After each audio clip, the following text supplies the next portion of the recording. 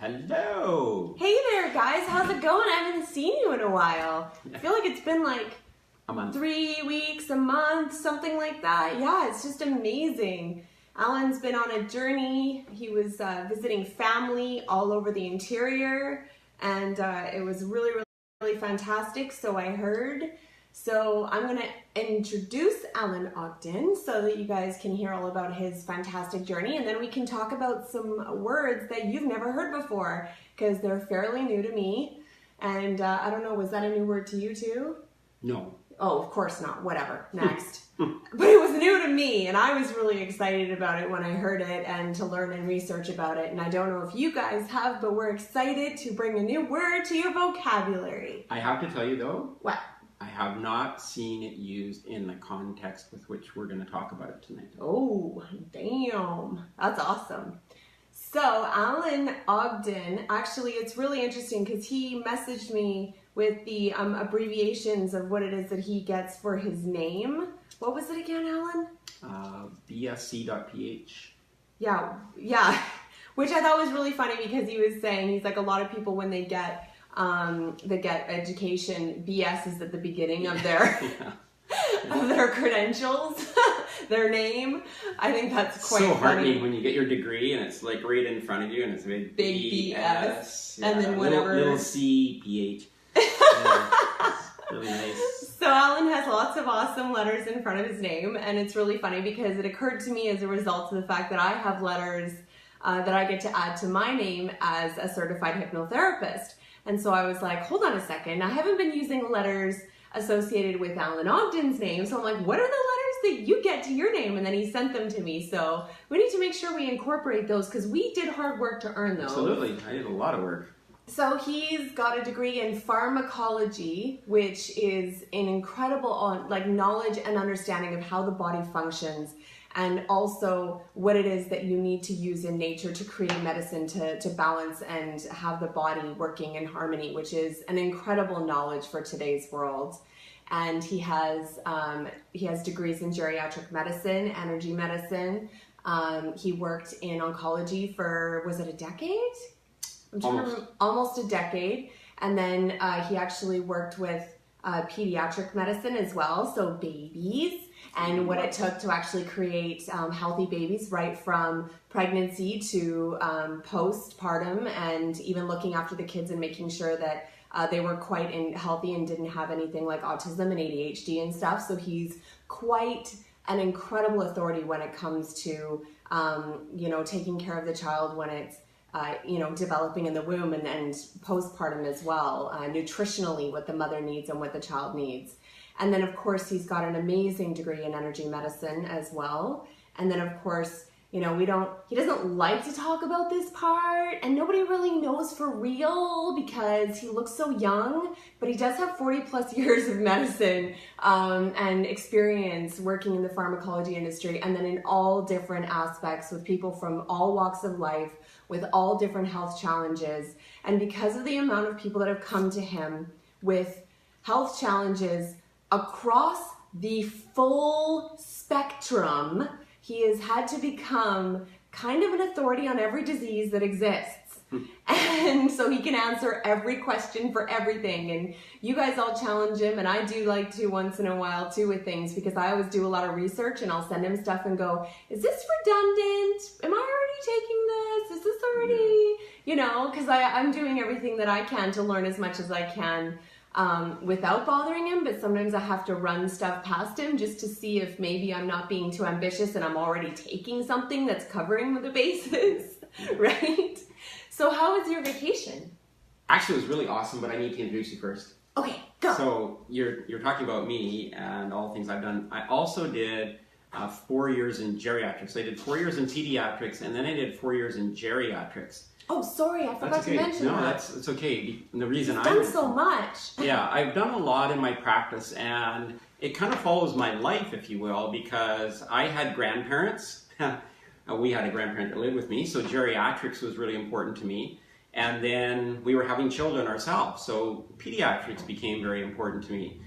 I lived in a small community of Alberta, and so you do have to become a generalist.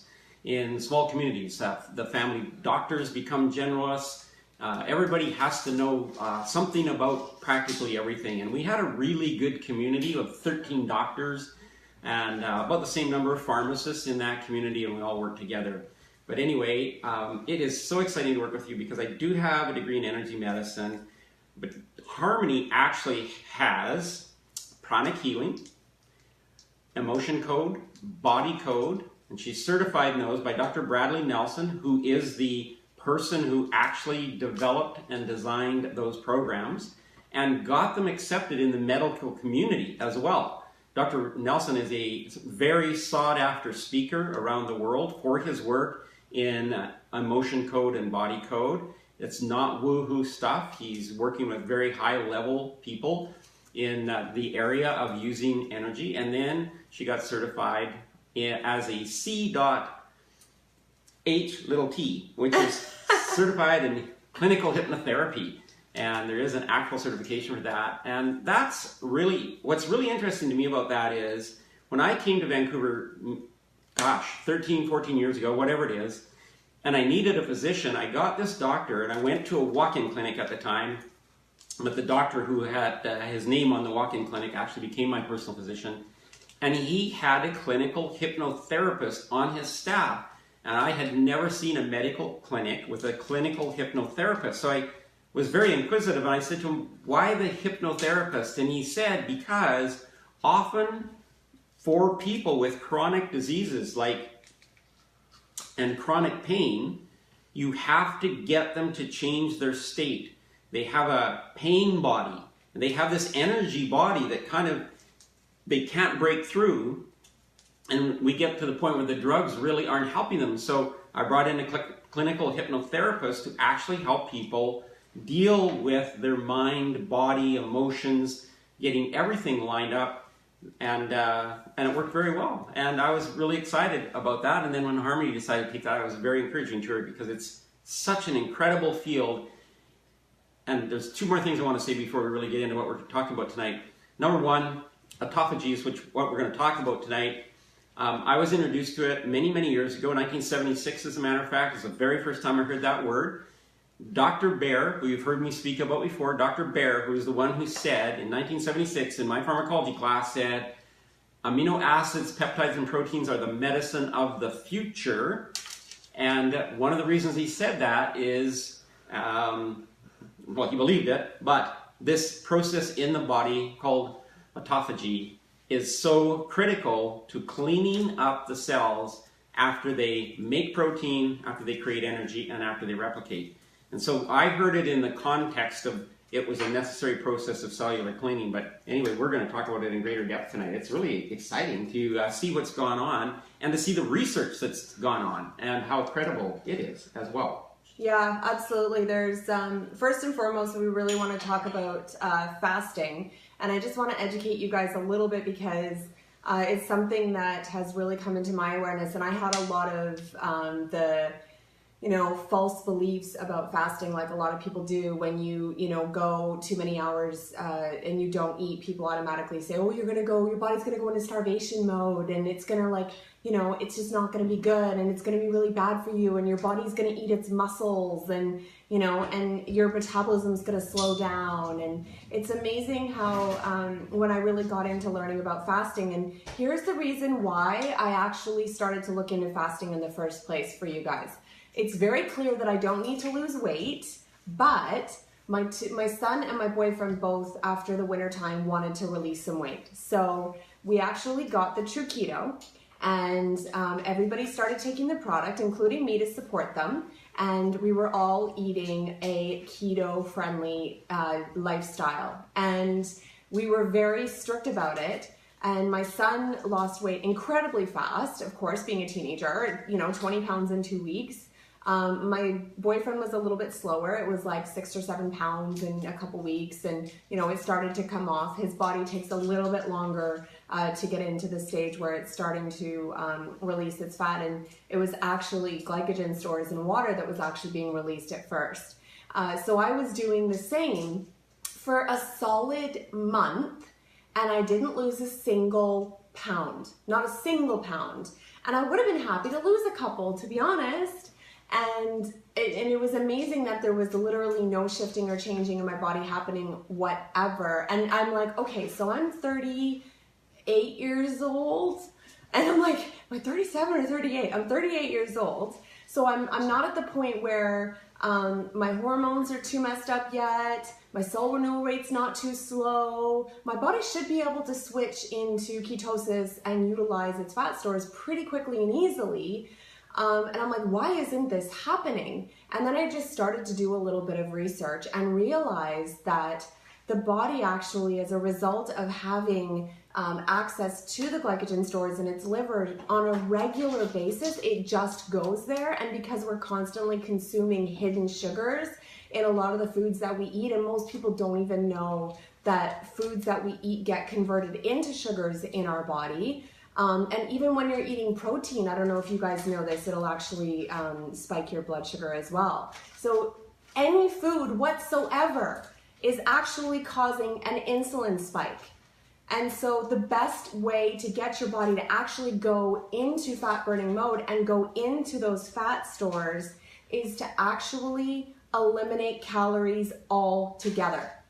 So I was listening to this amazing book, and it was talking about this really great analogy, and it was what hit home for me, because Alan kept talking about glycogen stores in the liver. And I know he's mentioned this to us a few times. Yeah. And I don't know if you guys were like me, but it kind of went like this. It seriously didn't sink in. So for all of you guys that might not have had that sink in for you as well, I'm just going to give you the analogy that was given to me. So think about the liver as your fridge.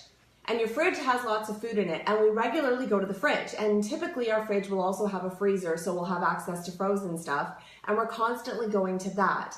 And so that's what the body does in order to be able to get energy, is it goes to the liver and it pulls glycogen stores out of it, right? So just think of it as fridge food. That's where we always go to get our food. Our fat stores are the freezer, the big freezer that's down in the dank, dark basement that we very rarely go to, that has all sorts of stuff hidden down there that nobody really wants to go down to. Mine's totally down in the basement. Yeah. So as a result of the fact that actually, you go twice a year, right, to clean it out? Yeah, totally. If you have an automatic defrosting freezer, it actually takes the moisture out of your food, so you have to actually get rid of it because it has no moisture left, right? Yeah, exactly. So when you think about that, and what's really interesting about it is that when you correlate the two, it makes a lot of sense. We don't go to the freezer very often, the big deep freeze for our food very often, but we're regularly going to the fridge. So if we eliminate calories altogether, so we're not putting any more food in the fridge or the freezer, and it's just forced to use what it has. What is really fascinating is I was reading that if you eliminate most of the food, and you don't even have to eliminate all of the food in the fridge, it will actually switch and go to the basement to actually have access to the food that's in there to utilize it. And the only way to do that is to do fasting. And we'll discuss different types of fasting and how you want to go into that and stuff, because it is a bit of a complex topic. But this really helps you to understand why it was that my body actually wouldn't flick the switch, because it was so used to going to the fridge for food. Well, and just as a quick reminder, you have approximately 2,000 to 3,000 calories worth of glycogen stored in your liver. So we're not talking about fat anywhere in your body. We're just talking about glycogen, which is sugar. Yeah. Stored in your liver. It's a pound or more, which is 2,000 to 3,000 calories worth. And then in your muscles, you also have another 1,000 to 1,500 calories of sugar stored. So altogether, you can have, 3,000 to 4,500 calories of stored sugar. So that's a really full fridge. Like your fridge is very full when you start thinking about that. And then, we all have, and I actually heard today I was listening in on an event today, and the doctor was explaining about the necessity of brown fat in our body, or that adipose tissue. And he was actually a doctor who was talking about those kids in Thailand that are in the cave who've been there for 10 days and they're bringing them out and they're saying, well, how can they still be alive? And he said, because adipose tissue. Yeah. The body went to, as you were saying, the freezer and burned their fat stores. It did not burn their muscle, burned their fat stores. So when they brought these kids out and started checking them, they were not using up their muscle, as most people think with fasting. These kids were using their brown fat. And he talks about the necessity of having brown fat. Now, the thing about brown fat cells you need to understand is we never increase the number or decrease the number of fat cells during our lifetime. No. Just the size. So when somebody is 200 pounds overweight, their fat cells are very large. We have billions of them, so it's not like we're short of them. So when we are managing our weight and releasing weight, we're actually decreasing the size of those fat cells. Yeah, we're talking about those fat cells releasing energy for us to have access to, not burning fat cells or eliminating them. Yeah. And the thing that was really amazing about it was I did it for 2 weeks, and over that 2 weeks, I dropped 10 pounds. Wow. Yeah. Yeah, it was miraculous. And since then, I've steadily continued to go down. Now, obviously, the loss that happens is, it's partly water and it's partly the glycogen stores, but now it's going into the basement. And when I was trying to do just straight up keto, there was no movement whatsoever. I think this is really cool because I think not me, because you're the one who unraveled this, but when I talk to people about weight management and we talk about various programs and people are saying, well, I've tried keto, I've tried South Beach, I've tried this, I've tried that, I've tried paleo, I've tried all of those. And if you look at them, essentially they all have just two things in common. One is they're either a calorie reduction program, and sometimes a severe calorie reduction program, or they're a food category reduction program. So you eliminate a food category out of your diet, which does, in a sense, limit calories as well, but it doesn't take into account this natural process that our body uses for getting rid of fat. Nora was asking how long I fasted for, and that was the next thing that I was actually going to discuss. So what I did was I actually used an app called Zero, and my friend suggested it. So me and my friend, both of us worked on this together, and we used an app, and we decided that as a team we were going to support each other and send each other snap shots of what it was that we were doing, and then talk about what we were experiencing and what was going on for us. And it gives you the opportunity to do 13-hour, 16-hour, or you can do a custom. I went for the 16 hours. So what I was doing was I was aiming for eating between 10 a.m. and 6 p.m. and then not eating between 6 p.m. and 10 a.m. So a majority of the time that I wasn't eating was at night. I'm gonna warn you guys that I'm not an eater. Like, I'm not typically the type of a person that likes to eat all the time. I find eating an inconvenience, and there's so many other things I'd rather be doing. And my boyfriend, Scott, our cameraman, who actually isn't our cameraman today, Winston, my cameraman, but Scott always says that if he didn't feed me, I would starve to death. He's absolutely convinced. So for me, the idea of fasting is actually incredibly easy. I'm like, oh, so I don't have to eat? Perfect. Because I don't really get hungry like everybody else does. It doesn't bother me. I don't worry about it. I'm like, perfect. I can do all these other things, and now I don't have to worry about food as much.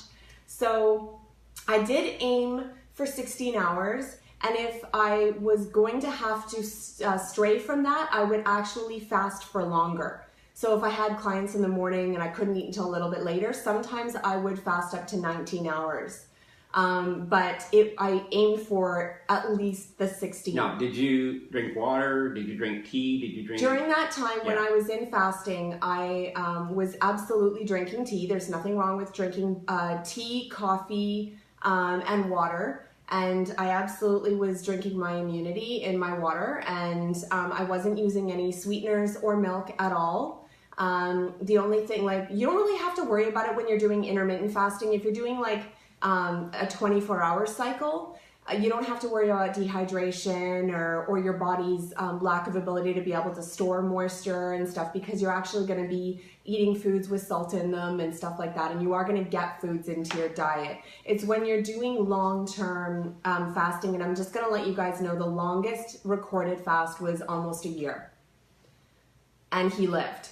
Like, you can literally, if you do it right, you can fast for a really long time, and a lot of fasting is actually done to support people with stuff like type 2 diabetes and certain diseases where they're really, really struggling, and so they'll just literally put the body into a certain mode, which we're going to start talking about, that supports the body cleaning house, which is absolutely incredible. So I just started with that, and then I found after about 2 weeks that I, without even thinking about it, was able to do a 24-hour fast. I just felt like pushing it the 24 hours, and I was happy to eat after 24 hours, but I wasn't hungry.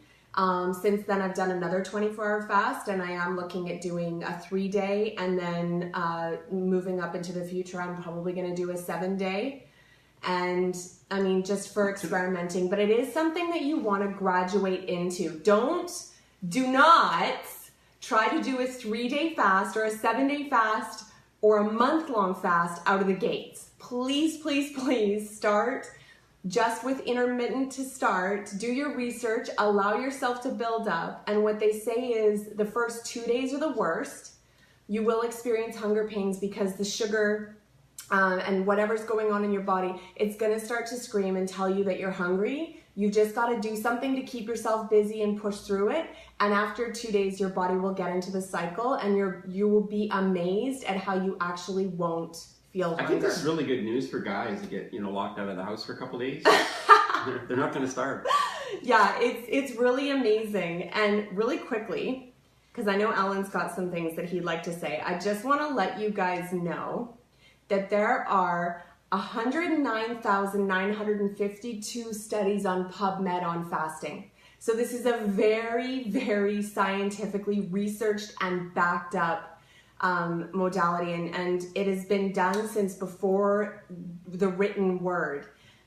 There's a particular doctor, Herbert Shelton, 1895 to 1985. So this man lived he lived 90 years. A physician who supervised fasting over 40,000 people in his century wrote, "Fasting must be recognized as a fundamental and radical process that is older than the mode of caring for the sick organism, for it is employed on the plane of instinct." That is absolutely miraculous. Over 40,000 people over his 90 years. It's amazing. And then to take it even further back into the past, the early great philosophers and thinkers and healers that used fasting for health as a healthy therapy, Hippocrates was a really big fan of using it for medicine, and he was known for medicine. Plato, Socrates, Aristotle, and Galen all praised the benefits of fasting. Well, I think it's probably, if we could talk to some of our ancestors, like my grandparents who came across North America on the back of a horse, they were forced to fast. And they didn't have, unless they could catch a rabbit or some other creature, it just wasn't food. I mean, you just maybe caught a fish or whatever, but you didn't get a lot of food. I remember my grandma talking about that, where they would have really, really rough winters, and sometimes they would go for 3-4 days without something to eat.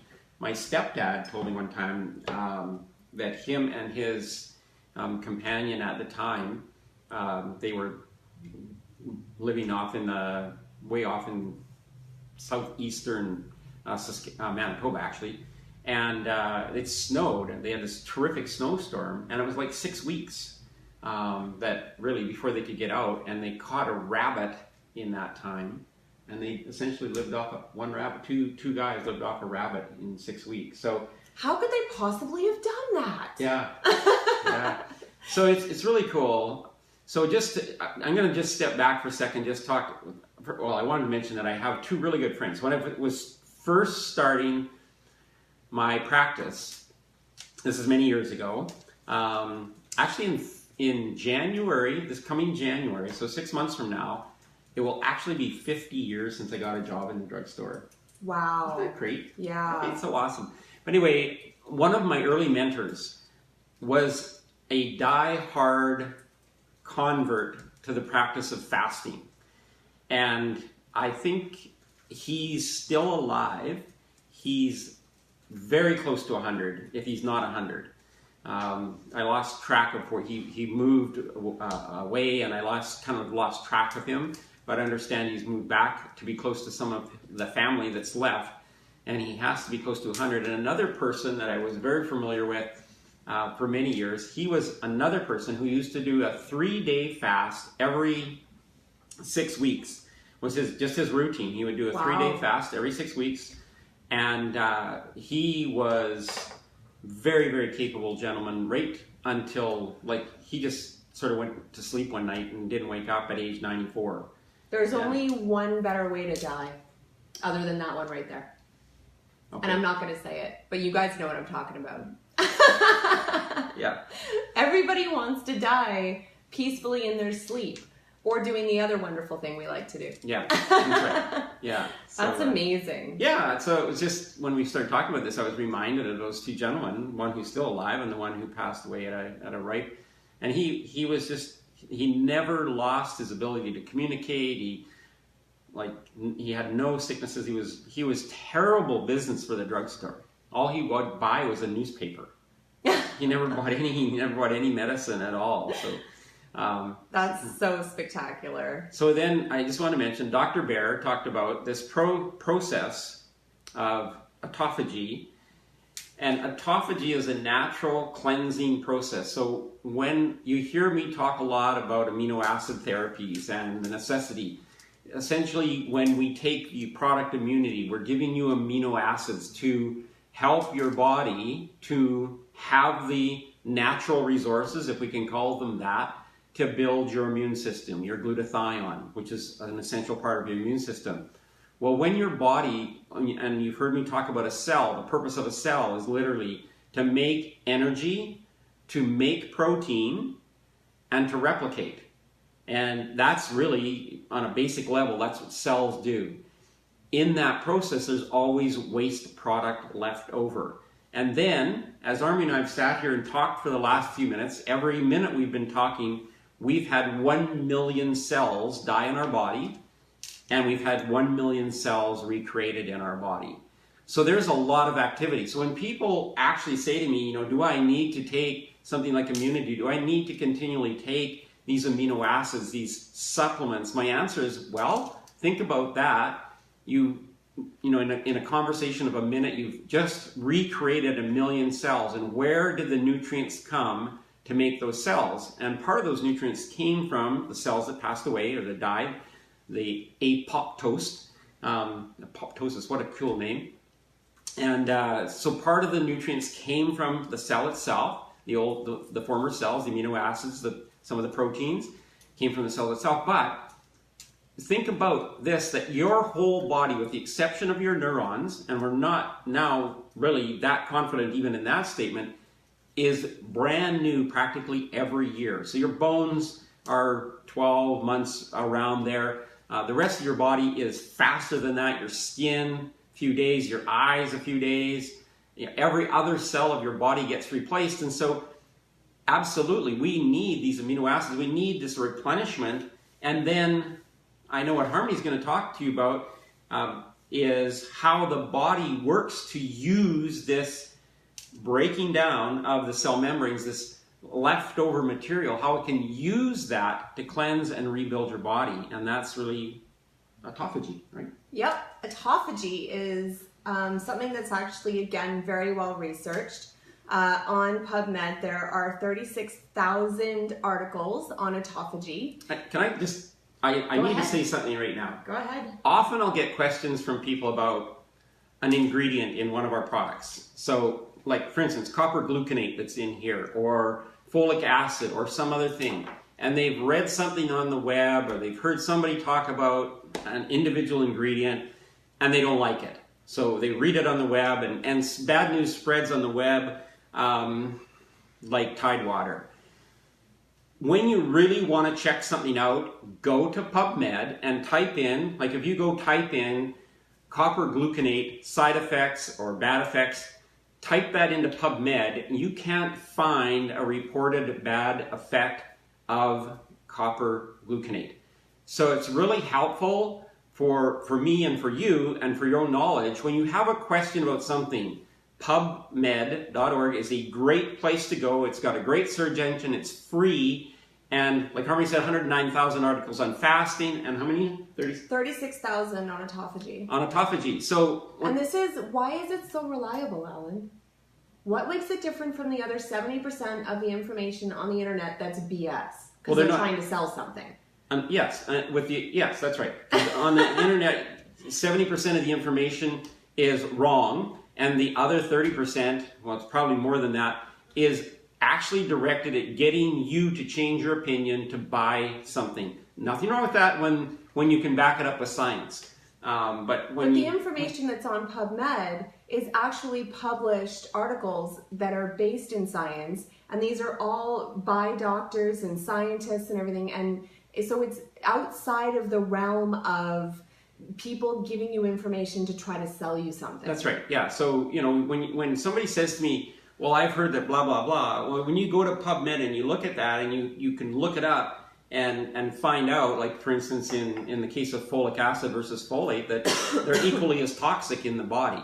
But no one on the internet who's trying to sell you folate tells you that folate and folic acid are equally as toxic. They just talk about the stuff they want to talk about that's bad.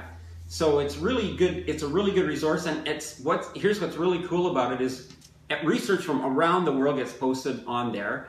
It's the National Institute of Health Data Bank. Research from the world gets posted there, and if you post something that's really, questionable, your peers will question you. If you post something that's really revolutionary, quite likely some other researchers will pick that up and they will either try to replicate that study. So for instance, here's one, saccharin. You might remember there was a sweetener called saccharin years ago that got pulled off the market in Canada because it supposedly caused cancer in rats. One study, small study done in one small university in Canada, and saccharin, the word went across the world that saccharin was a cancer-causing agent.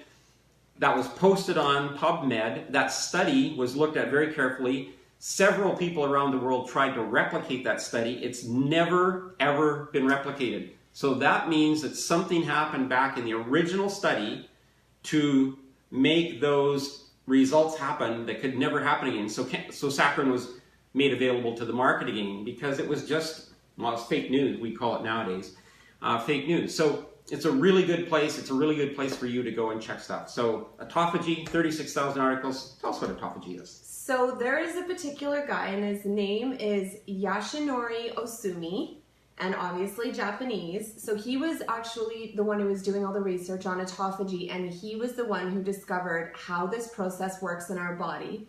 And in October 3rd, 2016, he was actually awarded the Nobel Prize. Now, he's a biologist, and what it is that he specifically discovered is how cells recycle their content, and this is a process called autophagy, which is a Greek term called self-eating. So auto is self, and autophagy is eating. So what they're talking about when they talk about self-eating is actually the body goes into a process where what it does is it digests and takes care of and gets rid of the waste that's being created as a result of cells that are being created in the body. We have cells that actually have been living for a long time, and when we're in our prime, I don't know if you guys are aware of this, but cells actually have a mechanism in them that tell them that when they get to a certain point in their life cycle, they're supposed to commit suicide. Yep, it's genetically coded. Exactly. So when we're healthy and the cells are healthy, that gets programmed in there. As we get older, the ability for the cells to do that and that little program that goes in there that tells them when they hit a certain age for them to shut down, they don't. And so what happens is we actually end up having an abundance of cells in our body that are older than they should be and end up causing problems. And so we've got mitochondria, which is the power center of the cells, that are deformed, that are not powering the cells properly. We have waste product, we have viruses, we have bacteria, we've got all sorts of stuff that's going on in the body. And if the body isn't able to switch into self-eating mode, autophagy, that stuff runs rampant, which is why we end up feeling so lethargic, which is why our skin wrinkles and turns into a prune, which is why we want to sleep all the time, which is why we find ourselves finding it's so difficult to heal and bounce back the way that the young ones can, which is why our skin doesn't glow and doesn't have the bounce back that it used to. I mean, I'm a hypocrite. Obviously, I still look great, but I'm just going to let you know that I am defying logic because I'm going to be 40 in a little bit more than a year. So it was really funny because my boyfriend was actually looking at a picture of me from more than 5 years ago when we first met, because we actually met a year ago, 5 years ago. So this day, 5 years ago, there we go. And he was looking at a picture of me and he was like, you haven't changed at all. In the 5 years, that could have been a picture of you yesterday. Like nothing has changed. And the reason for that is first of all, you know, I'm not the type of a person to actually take toxins into my body voluntarily. So I don't drink, I don't smoke, I don't do drugs, I don't hang around people who smoke and stuff like that. So I mean, I do as much as I possibly can to live a healthy lifestyle, and I live around lots of green forest and stuff. So there's lots of fresh air to breathe, and I can spend lots of time in nature and all the rest of that. So that makes a huge difference. And I take my immunity, which is optimizing my body's cleansing system, which is really, really fantastic. Now, next level, and this is what I learned about, was autophagy. Now, this is a very, very crucial process. During starvation, understand this, during starvation, so this means when you fast, your body, when it doesn't have any nutrients coming into it, over a period of time, it will switch into self-eating mode, and that's when it will actually do its maintenance. So cells break down proteins and non-essential components and reuse them for energy. Cells also use autophagy to destroy invading viruses, bacteria, sending them off for recycling. So our body actually does recycling. How cool is that? And cells use autophagy to get rid of damaged structures, which is what I was talking to you about with the cells. So if you lovely, beautiful women are anything over 25, because what you don't realize is at 25 years old, your cell renewal rate starts to slow down. At 25. Wow. So, and at 30, we start to lose collagen and elastin.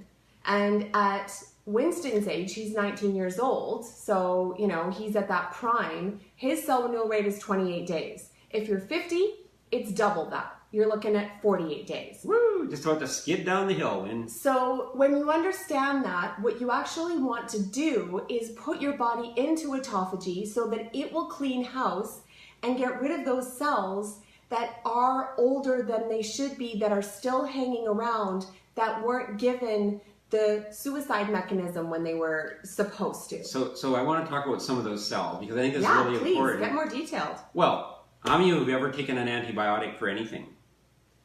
Right? So you stop the antibiotic when you're symptom-free, not when you're bug-free, because there's actually no possibility of us ever getting you bug-free again. So once you've had a certain virus or a certain bacteria or a certain parasite, once you've had it, you have it. And so that's where a lot of this waste material comes from, or this leftover. It's no good to us. It's held in check by our immune system, but it can break out again. And this is what people are finding, you know, just recently there was a young man, 19, Winston's age, in the United States, who was hospitalized with bubonic plague. The bubonic plague. Haven't heard about it? Name. Yeah, no, what a horrible name. So everybody thinks, well, that was centuries ago and it's all gone. No, that actually, doesn't exist anymore, right? No, except that there was 55 cases in the United States last year. Wow. And but lots of them they're only a day or two long, and unless they're checked. But yeah, so think about that. We think there's a disease that's gone. That's Smallpox, that's been eradicated. TB, that's eradicated. No, we have cases of TB every year in Canada, continuously. We still have cases of tuberculosis showing up. Malaria is something that you are never rid of. If you've ever had malaria, we don't actually know how to get rid of malaria. The drugs that we give you are just that. They just allow your body to get it to the place where your immune system can keep it under control. If you were to take a certain spectrometer light into a hospital, you would find that pretty much every hospital in America is literally covered with Pseudomonas bacteria. We can't get rid of it. It has learned how to survive every cleaner, every antibiotic, everything we've actually thrown at it. It's a research bug, but Pseudomonas is ubiquitous in our life. It's everywhere. And you know, those things don't break out into a disease as long as our immune system is functioning properly. But you think in our body we have all of these things that really we don't need. We have no purpose for them. We have antigens. So you might have run into something when you were a child. It was the very first time you ever saw it. Or somebody gave you a drug one time in your life and your body broke that down, but it kept a record. It kept an antigen in your liver waiting in case that was to show up again. I mean, that was the whole point of vaccinations originally, was to expose your body so it would make antigens. So if you were actually exposed to the disease, you would have the immune power to actually prevent that disease from breaking out. But so people will sometimes say, well, where does all this material come from? It's that, and then here's another really interesting thing is we're really not sure if we ever really heal from trauma. So while we're asymptomatic and we can function, there's still a record in our DNA, there's still a record in our genetic coding about that trauma, and that trauma can actually continue to produce cells that are not as healthy or as active as, and like you say, don't have the genetic code to die when they should. So there's a lot of opportunity for stuff to build up in your system, to build up in your body, and literally interrupt that process of energy, healthy cell function, etc., etc. So those of you, women, and I mean men, because of the fact that we actually, men, they produce a lot more sebum than women do. This is why they actually age slower.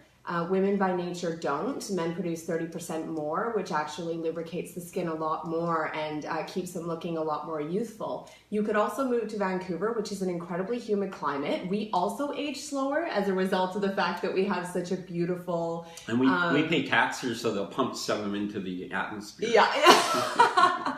So it's really, really fascinating because women, unfortunately, they do really suffer when their hormones drop. From the age of 35 to 50, we do an extreme drop. And of course, I've explained the different factors in the aging process. But what's really, really great to know is that your body has these amazing processes. And if you actually were to spend some time learning more about autophagy and fasting, you can actually put your body into autophagy purposefully. And what it will do is it will get rid of those old cells that aren't serving it. It will get rid of bacteria. It will get rid of viruses. And it will get rid of the waste and, all of the rest of that kind of stuff. And what's really amazing is the lack thereof allows for the production of live cells.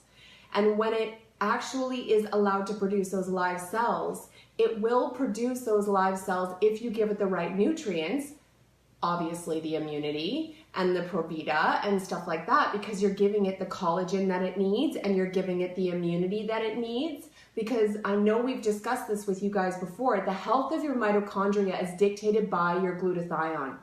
So if you optimize your glutathione, you're going to have healthier and healthier mitochondria. The power cells, or the powerhouse, for your cells, then will, and mitochondria, as we understand, also helps to dictate our aging process. So when we optimize that and we get rid of all of the cells that have defective mitochondria and defective stuff in it, then all of a sudden you've got this beautiful process happening where all of these amazing new live juicy cells that have everything that they need in them, all of the receptor sites for the glutathione, which is integral, because we know that a really huge part of what glutathione does is actually done intercellularly, and that can only happen when you give it the building blocks that it needs to produce glutathione, not take exogenous glutathione. When you take any type of exogenous glutathione, you do not get intercellular activity. So to optimize the health of your mitochondria, you want to make sure that you're giving it those building blocks, which are in the immunity, and they will go in and optimize that, or it'll help in the sequence of autophagy. So what's going to happen as a result is your skin cells are going to be juicier. Those deep dermis cells that are being produced are going to have more collagen in them. They're going to be more full. They're going to be able to hold more hydration. They're going to be producing more sebum. They're going to be a lot more tense. It's going to be like a lot more tight and plump. You're going to have more elastin in the skin. You're going to have more of a glow. And what's really, really amazing, it's actually a particular segue to an amazing book that I discovered. And this book was actually recommended by Dr. Marcola. So he's done a lot of research on a lot of things, but he actually did research on autophagy. And I know you guys know that we're a big fan of a lot of the stuff that Marcola recommends. And I do like to post from his stuff because he is very much outside of the box and more naturopathic when it comes to the stuff that he recommends. Today I posted on a particular tea remedy that he likes to use instead of going to the cupboard for acetaminophen or ibuprofen for headaches, which I'm a big fan of because you guys know how much I love my tea. So he recommended this beautiful woman. Her name is Naomi Whittle, and she wrote a book called Glow 15. And I read this book, and then I told Alan that he absolutely had to read it. I made the Probita fall. Sorry, Probita, I love you so much. This is the book right here, and this woman looks absolutely fantastic, and a part of the reason that she looks as amazing as she does is because she's discovered autophagy. Now she's discussing how to slow down the aging process and to work with your body's natural processes in harmony in all aspects. So she talks about what type of a sleeper you are and figuring out exactly how to support that so that you get the optimal amount of sleep that you need. She talks about skin and really, really amazing home remedies and stuff like that, masks that you can make and cleanses and washes that you can make just in home and you can play with, and there is tea as an ingredient in some of them, which I love. She's also a really big Earl Grey fan. She likes to use Earl Grey for everything, so now I'm like, oh, now I don't have to feel guilty about having my Earl Grey because it's actually really good for me. And she also discusses what it is that you want to do in regards to your diet. And what she actually talks about is intermittent fasting and protein cycling. So protein cycling is about having a high protein day and a low protein day, and you just cycle those. So I would highly recommend men and women read this book. This is geared towards women when it comes to the skincare and stuff like that. But men, don't be afraid to play with some of those because you're going to benefit. Your skin is very similar to ours for some weird reason. So don't be shy to play with this stuff and integrate all of the stuff that she talks about because it's absolutely fantastic. And I'm integrating it now while I look as good as I do because I just want to stop aging right here. That's my plan. Well, I think a lot of the people that are on here have seen my picture with the glutathione mask on. Oh, that was amazing! Isn't that fantastic that he did that, you guys? He's like, I'm thinking about posting this. What do you think? And I'm like, this is so good. Do it. I think it's awesome. Yeah. So that's special amino acids. Those are special amino acids in a special water base that I've been mixing together, and I put on my face, put on my skin, my scalp, and it's made a real significant difference. You guys probably can't see it from there, but I know if Harmony's sitting close to me, can probably see that all my redness from my nose, you see here? Yeah, it's totally gone. And the big red spot I used to have up here is pretty much all gone. He's going to have to post some before and after photos. Lots of fine lines are leaving as well. That's so spectacular. So what I did with that, what I've been doing with that amino acids, so taking those amino acids and mixing them up in a special water formula, putting them on and leave them for 20 to 25 minutes.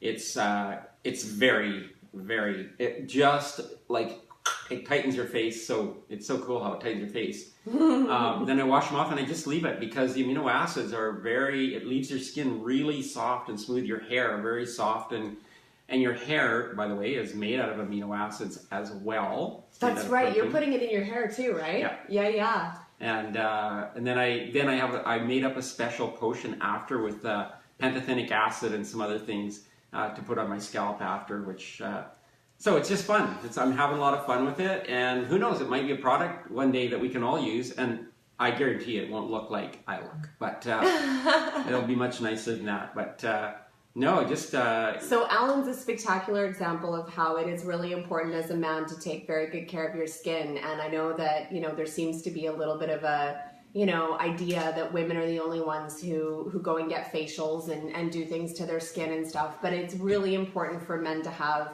a skincare regime. In fact, I would venture to say even more so than women because of the fact that they're shaving their faces every day. They're abusing the skin on their face more than any woman ever will. And I know how Scott is with his genetic background. He's German, and his skin is so sensitive that if he uses the wrong product or the wrong razor, his face will be bloody. And he gets red marks all over. He used one product one time that didn't work out very well, and he was bleeding for half the day. It's literally it's when horrible. I do that. Yeah, it is. Yeah, your skin is very sensitive, and whiskers. I mean, there's nothing like whiskers. It's I could scrub potatoes on my whiskers. Oh yeah, right. Oh. And then you scrape that. I think about taking a blade and scraping that off, right? And that's actually I shave first, then I put my glutathione mask on because I know my pores are open. They're open. They're screaming. They're screaming at me, so that's when I put it on. It's very soothing after that, and but who knows? Yeah, the worst thing that you men can do is put any type of an aftershave that has alcohol in it on your face. Yeah, right. I'm sure you guys are very aware of it because you feel it, and a lot of men put that product on their skin, and they're like, oh, the burn, it's supposed to be the way it is. No. That's not supposed to be the way it is. There are a lot of toners and aftershaves that have alcohol in them because they basically, like your sphincter, go, but it's not a good idea at all. You actually want to take advantage of the time that your skin is open, and you want to utilize that to put really nourishing products on your skin.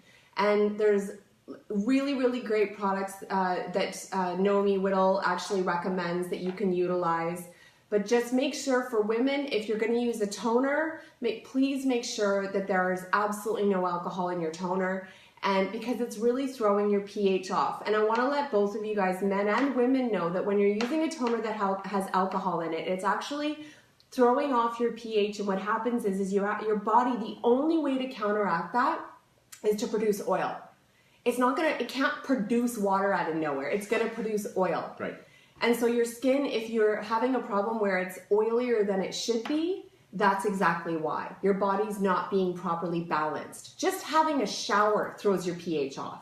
And it takes 8 hours for your skin to balance its pH. 8 hours.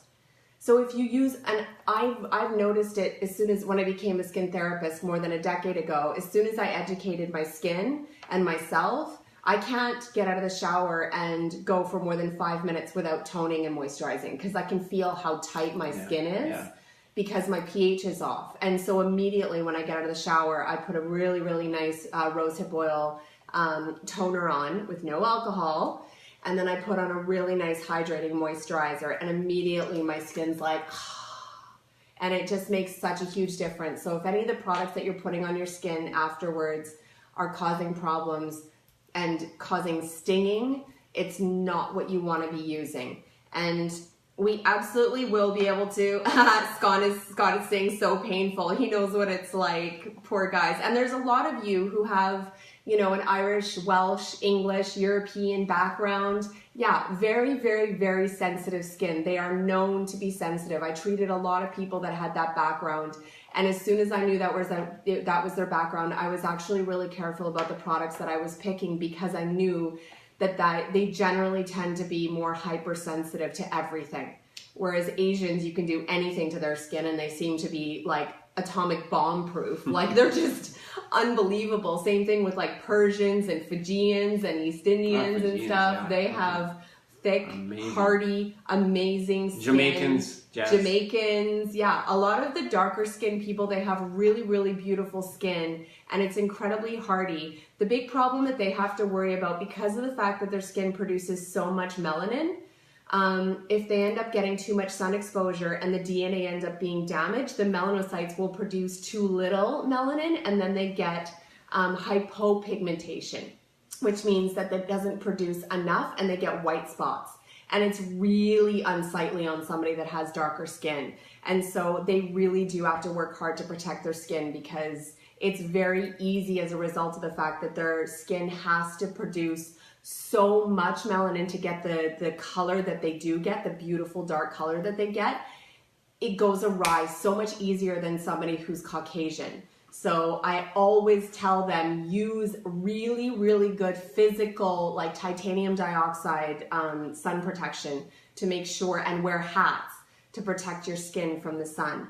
So I'm going to post this book. There's another book called, I think it's The Guide to Fasting, and I'm listening to that on Audible. And Alan hasn't listened to it yet, but I'm sure after he has, there's going to be a lot to discuss, because I'm absolutely loving this book, and it really, really gives you everything that you can possibly think of about fasting. And I'm going to tell you right now, we are not done talking about the fasting topic. So you guys who have questions, we are absolutely going to continue to educate you more on this, because it is a big topic. And I will share the book that I'm listening to right now.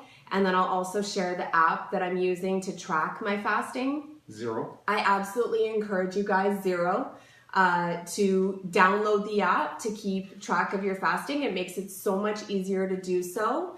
And I will share that with you guys. And please, if you have any questions about this, feel free to message us, because there's going to be, rule number 1, don't tell anybody you're fasting. Yeah. Don't. Yeah, don't. This is the biggest mistake that I made. Yeah. And the thing is fortunately, because I do a lot of research, I'm able to back myself up. But I got into a debate with somebody and I won because I'm researched, but he naysayed me and he had all sorts of information to tell me about why it was completely, not ridiculous. Right to fast. Right. And a lot of people, your body's just in starvation mode, and what you need to do is work out all the time and cut your calories and, build muscle and everything. Fasting doesn't work. So we will get more into the specifics around that and all the different myths around fasting, and, specifically all the reasons why it's really good to be doing so you guys feel really, really confident about it. But don't tell your friends. They will naysay you, and I want you guys to be successful. So we're here as your support to be successful on this journey, and I absolutely recommend that you couple that with this. So any of you guys that are using the True Keto and you're having a problem releasing weight, I'm going to guarantee that that's probably one of the main reasons why you're actually having a problem, because it's not, your body's not going down to the basement to go and get energy. Yeah. So it's not flicking that switch. And so what you need to do is absolutely use this. It is a great, great product, but that switch needs to be flicked. And sometimes, just like me, I'm young. It doesn't make sense that it happened for me. You need to do some fasting to force your body to go down to the basement to get access to the energy. So before we go, I want to show everybody my complete year's supply of melanin production. Oh, that's right there. You can't see it, but that's what being English, Scottish, etc. You're talking about people with too much melanin. Yeah, we get exactly the opposite. We get spots that are darker when the DNA gets damaged, and the melanocytes will produce too much, or it'll just stop producing them, and we get these white spots. I've got some spots on my legs where they're completely white and it stopped producing melanin, and then spots that freckles. Yeah, that's hyperpigmentation. And then I just want to say that one of the reasons I'm doing the glutathione face mask is for all the friends that live in climates like Australia and in the prairies right now where it's very, very hot. It's in the hundreds in the US, Nevada, Texas, all those places where it gets very, very hot. The sun is very, very hot, and you are subject to skin cancer. The formula that I'm using has been clinically proven to treat and prevent skin cancer. So that's one of the reasons I'm using it as well. We have a family member who had skin cancer, had skin cancer surgery real recently, and I definitely wanted to have a formula, an answer for that. So, and I know Australia, it's just a fact of life there. People just accept that it's not a matter of if, it's sort of when. There's some angry faces. Yeah. And some crying faces. Yeah. It's a bad deal. It's a bad deal. So that's what we're doing it for, and we'll keep updated on that as well, and autophagy and all this stuff. And fasting. Yes. Thank you so much. Thank you so much for joining us, you guys. It was an absolute pleasure to come back and to talk to all of you and to educate you on all the great things that we've been educating ourselves about over the last little while that we've been down.